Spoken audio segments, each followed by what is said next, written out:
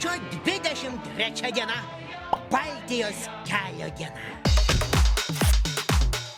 Rugpjūčio 23 diena – šeštadienis. Dienos ilgumas 14 valandų 30 minučių. Dėl čia šiandien vardo dieną švenčia Pilypas, Rožė, Girmantas ir Tautgailė. Baltijos kelias – tai 1989 metais įvykusi istorinė akcija, kai apie 2 milijonai lietuvių, latvių ir estų susikibo rankomis, sudarydami net 650 kilometrų ilgio grandinę nuo Vilniaus iki pat Talino. Ši akcija simbolizavo Baltijos šalių siekį atkurti nepriklausomybę nuo Sovietų sąjungos. Va, o dabar dienos išmintis.